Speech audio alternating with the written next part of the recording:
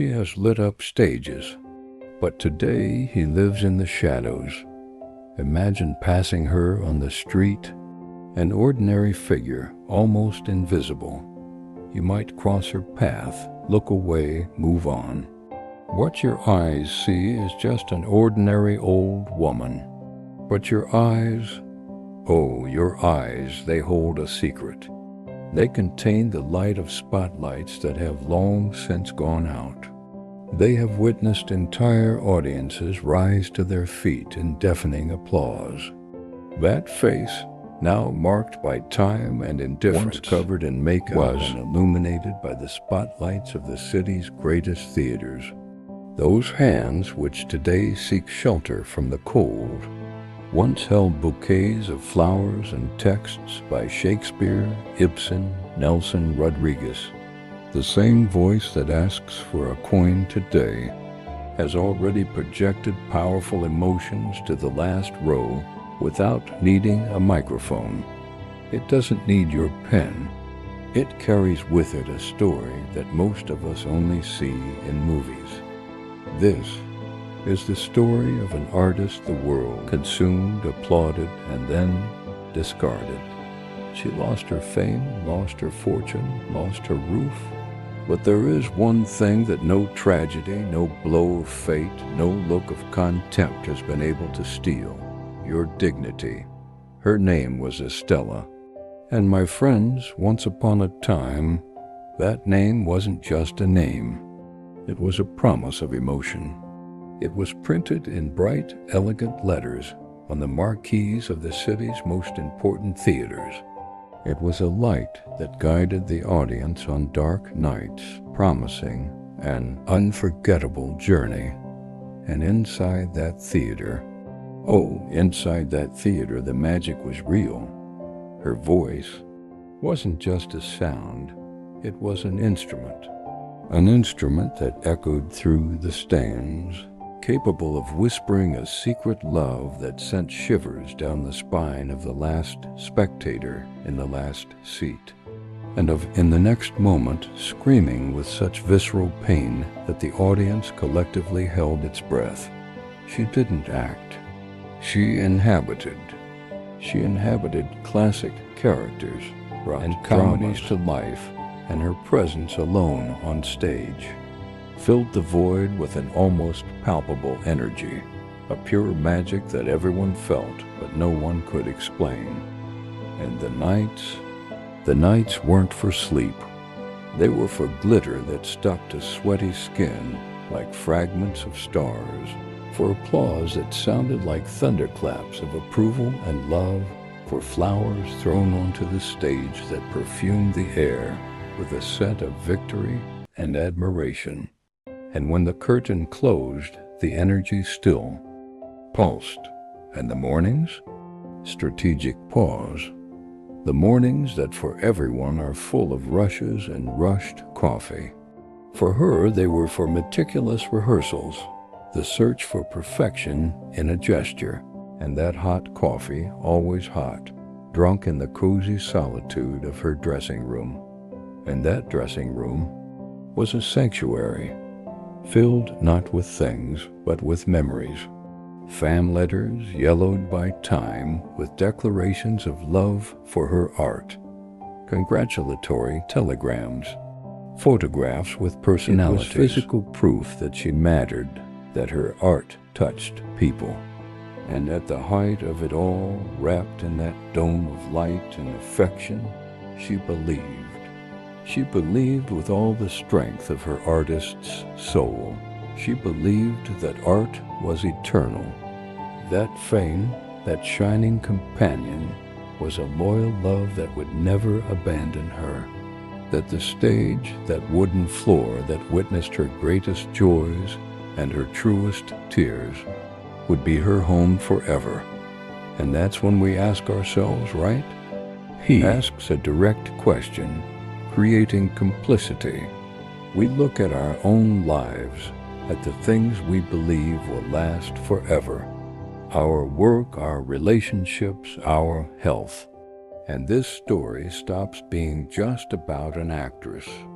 It starts to touch on a fear that every human being carries, the illusion of permanence.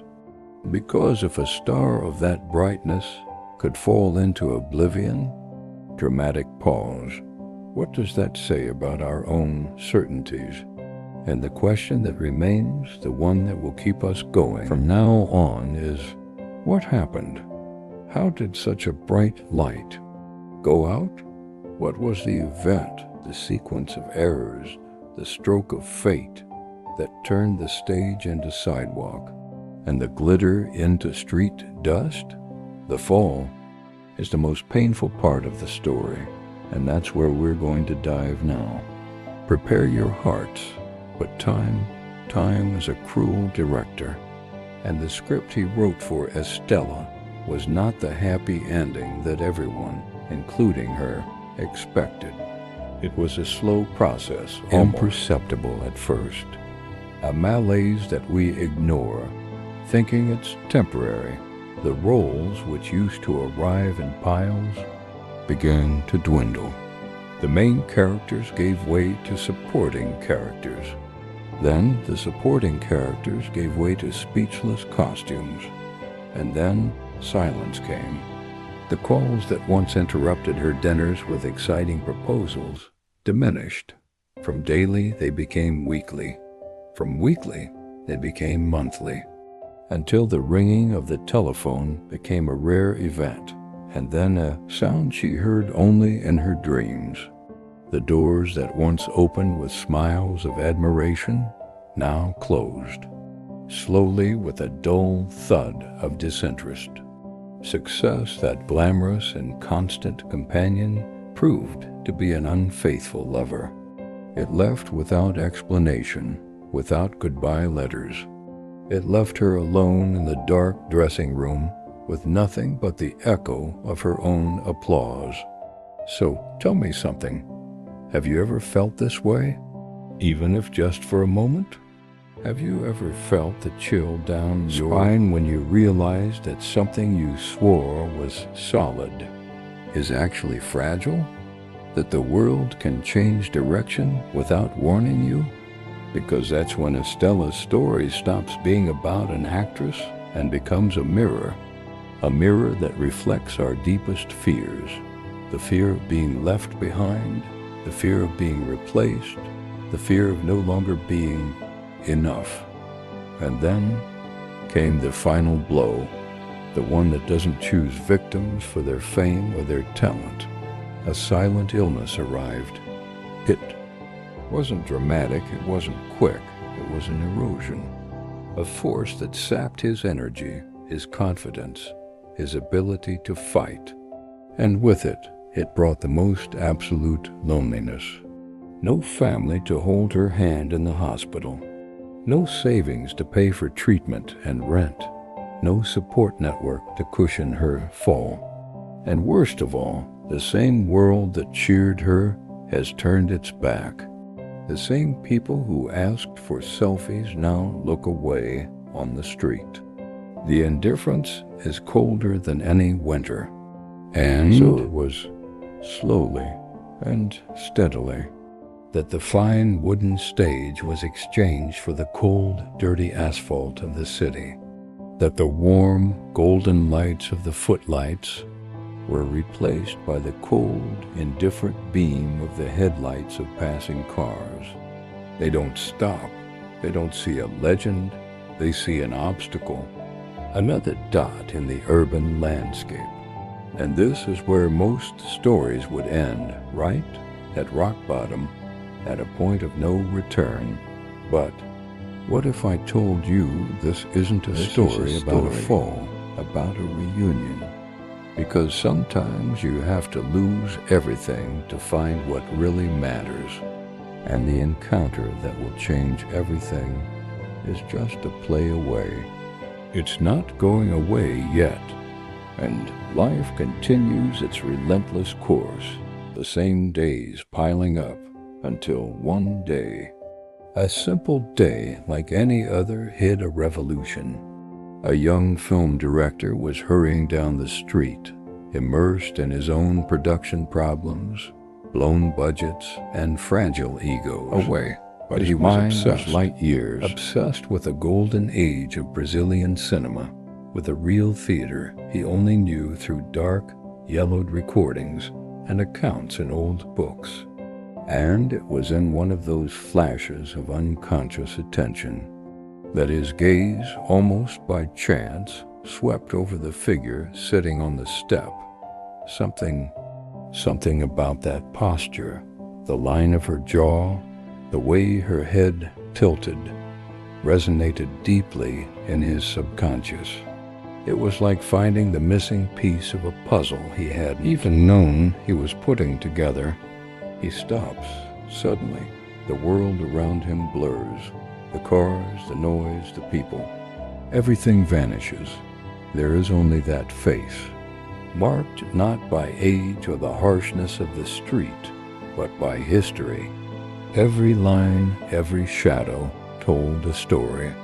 It was a map of emotions lived, of characters played, of applause received and tears shed. He approaches, slowly, barely breathing, as if approaching a rare and extremely fragile work of art. Into her eyes and looks, and those eyes which for so long had only reflected indifference and contempt, now meet a gaze that asks for nothing, that doesn't judge, that just sees. And he asks, his voice breaking, his heart pounding so hard he's sure she can hear it. Please, tell me I'm not crazy. Are you Estela Mendez? And in that instant, time stopped. The universe realigned its axis. That name, which had not been spoken for years, sounded not like a question, but like a declaration. And for the first time in years, someone didn't see a worn-out coat, a dirty person, a homeless person. Someone didn't see a social problem or an obstacle in the way. Someone saw a legend. Someone saw through all the dust and pain the artist, the star, the woman who once made an entire country feel. And that's when I ask you, how many legends pass us by every day and we are blind to see them? How many incredible stories are hidden behind a tired waiting for a little attention to be reborn? Because what happened after that encounter is proof that no story is truly lost. It's the most beautiful, most exciting part of this entire journey, and I swear to you, every second is worth it. So take a deep breath and get ready, because the twist is just beginning. It doesn't stop there. Today, Estela is no longer on the streets.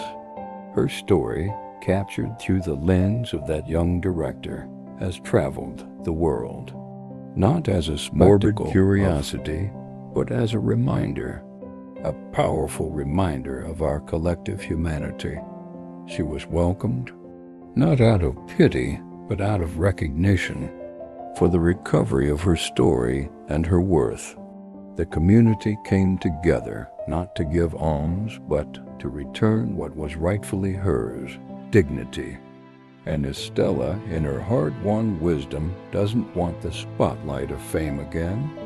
She wants the simplicity of a roof over her head, the peace of a hot meal, the respect of a good morning. She became a powerful symbol that society throws away, not just people, but entire stories. Living libraries of experience, love, and art are discarded every day through sheer blindness.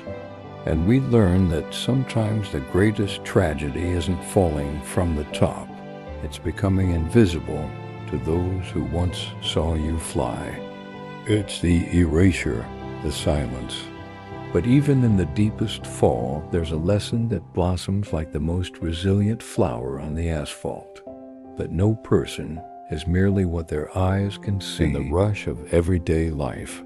Every soul carries a particular universe of battles, achievements, loves, and dreams. A universe that simply asks to be seen. And so I ask you from heart to heart, what about you? Have you ever stopped to really look into the eyes of someone the world insists on ignoring? Have you ever held a hand, listened to a story, offered not a coin, but a moment of genuine connection? Because it's there, in these small gestures, that the magic happens. Stop being an audience and become part of the story. Estella's story is not about a fall. It's about a reunion. A reunion between her and the world, and between the world and her own conscience. And this story is ours to carry forward. What do you take from it? Comment below. I take away the lesson that... Tell me which part touched your heart the most. These stories matter. They transform us. If this content moved you, leave a like so the algorithm shows it to more people who need to hear it. And if you believe in the power of narratives that redeem humanity, subscribe to the channel and activate the bell. Because here we look you in the eye. Until the next story.